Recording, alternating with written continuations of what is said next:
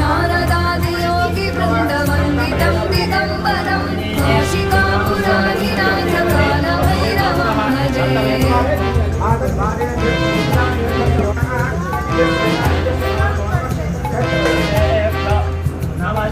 भानुकोटिभास्वरं भवाब्धितारकं परं नीलकण्ठमीप्सितार्थदायकं त्रिलोचनं कालकालमम्बुजाक्षमक्षशूलमक्षरं काशिकापुराधिनाथकालभैरवं भजे।